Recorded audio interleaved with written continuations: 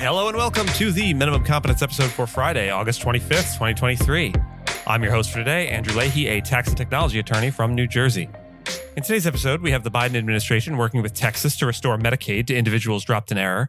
JPMorgan wins in a securities dispute. RFK loses to YouTube. Starbucks inches towards a win against the NLRB, and Big Don gets his mugshot. Let's load our coffee mugs up with an extra shot of espresso and read today's legal news. On this day in legal history, August 25th, 1921, the U.S.-German peace treaty was signed in Berlin, marking a significant moment in the aftermath of World War I. The treaty was necessitated by the U.S. Senate's refusal to ratify the multilateral peace treaty signed in Versailles, leading to a separate peace agreement with Germany. The U.S. had declared war on Germany on April 6, 1917, and was part of the Allied powers that defeated the German Empire. The end of the war saw the overthrow of the German monarchy and the establishment of a republic. Spoiler alert for those that haven't read the next chapter in the metaphorical history book yet, that would not go well. The U.S. Senate's objection to the Versailles Treaty was largely due to its provisions regarding the League of Nations. As a result, the U.S. and Germany began negotiations for a bilateral peace treaty, culminating in the signing of the treaty on August 25, 1921. The treaty became effective on November 11, 1921, after ratifications were exchanged in Berlin. It laid the foundations for American-German cooperation outside the strict supervision of the League of Nations, partially assisting the Weimar Republic in easing the burden of war reparations. Diplomatic relations were reestablished, and a supplementary treaty was signed in 1922 to decide the amount of reparations to be paid by Germany to the U.S. The signing of the treaty also led to the retirement of the Morgan silver dollar in favor of the new peace dollar design, symbolizing a new era of peace and cooperation in aspirations, if not in reality. The Biden administration is collaborating with Texas to restore Medicaid coverage to approximately 90,000 individuals who had lost it erroneously, according to senior officials from the Centers for Medicare and Medicaid Services, or CMS. The officials are working with the state's Medicaid agency to reinstate coverage back to the date when it was terminated. The restoration is expected to be completed by the end of the month.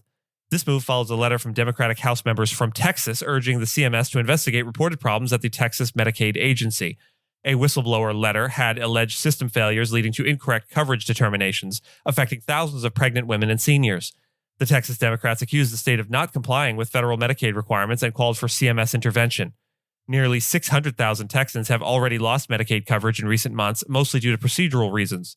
Legislators have warned of further catastrophic coverage losses as Texas sends renewal notices to more enrollees.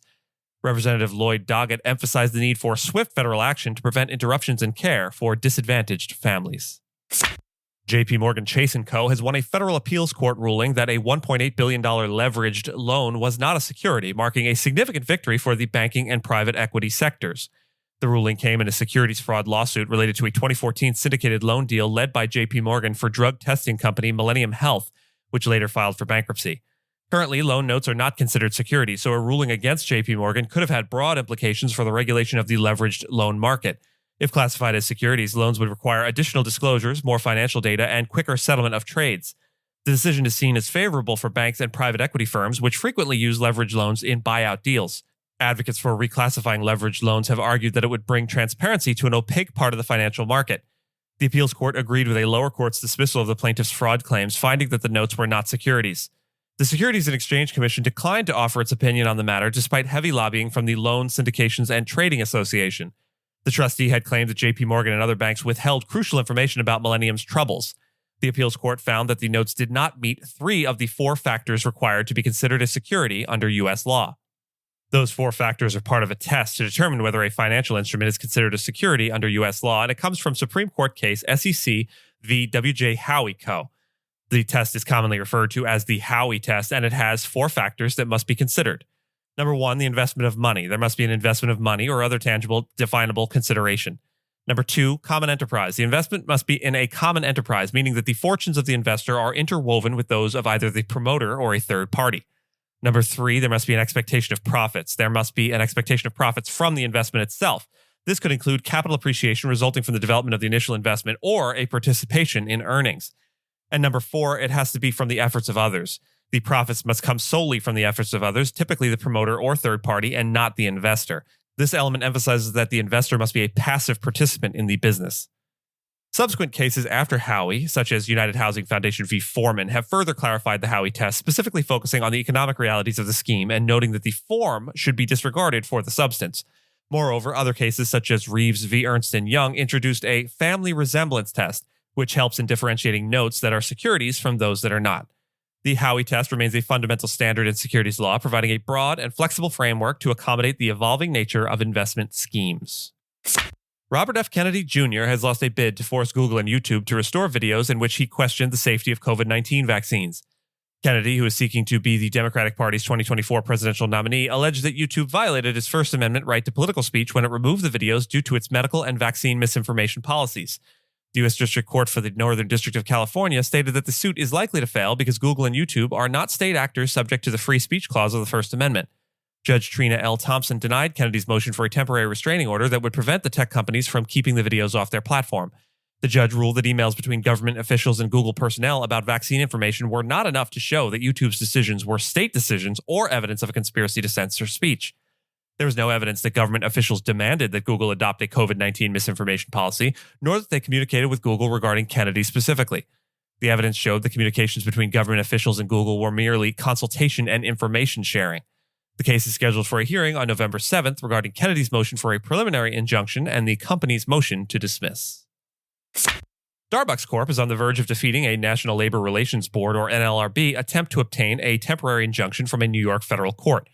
U.S. District Judge John Sinatra ruled that the NLRB's move to block the court's discovery order in the case is repugnant and necessitates the dismissal of the agency's injunction petition. The NLRB has until September 1st to avoid dismissal by ceasing efforts to obstruct the discovery order. This ruling is a significant victory for Starbucks' aggressive discovery strategy in response to the NLRB's attempts to quickly obtain court orders. The NLRB has authorized its general counsel, Jennifer Abruzzo, to sue Starbucks 10 separate times for 10J injunctions. The NLRB has won 2 cases and obtained an interim settlement in a third, while Sinatra's decision could mark the second loss for the agency. 3 cases are ongoing, and 1 authorized petition hasn't been filed yet. Abruzzo plans to challenge Sinatra's ruling at the U.S. Court of Appeals for the Second Circuit. Starbucks Workers United criticized the decision, while a Starbucks spokesperson said the ruling made clear that the NLRB crossed the line. The injunction case has lasted over 400 days, mainly due to discovery disputes, with Sinatra permitting Starbucks to issue nearly 22 subpoenas for various information related to union activities. Former U.S. President Donald Trump was booked at an Atlanta jail on more than a dozen felony charges related to his attempts to overturn his 2020 election defeat in Georgia. Though his mugshot was released, the focus of the case is on the wide-ranging criminal charges he faces. Trump spent only about 20 minutes at the jail before returning to his New Jersey golf club, maintaining that the prosecution is politically motivated. Judge Scott McAfee set a trial date of October 23rd for one of Trump's 18 co-defendants, but the schedule does not yet apply to Trump or the other defendants. Trump faces 13 felony counts in the Georgia case, including racketeering for pressuring state officials to reverse his election loss. Trump's legal team is expected to push for a later trial start date. In total, Trump faces 91 criminal counts across 4 cases. He has pleaded not guilty in the 3 other cases and denied wrongdoing. In the Georgia case, arraignments are requested to begin the week of September 5th. Trump agreed to post a $200,000 bond and accepted bail conditions that would bar him from threatening witnesses or his co-defendants in the Georgia case. Republicans who control the U.S. House of Representatives announced they would investigate whether the prosecutor improperly coordinated with federal prosecutors. And with that, I thank you so much for listening to Minimum Competence, your daily news podcast for lawyers. If you're looking for more than Minimum Competence, links to further reading on all the topics touched on today are in the show notes. If you have any questions or story suggestions, you can find us on Mastodon on the esq.social instance. I'm at Andrew, and my co-host Gina is at Gina. The views, thoughts, and opinions expressed in this podcast are those of the host and do not represent those of any organization we may be affiliated with. Nothing here should be construed as legal advice because it is explicitly not legal advice.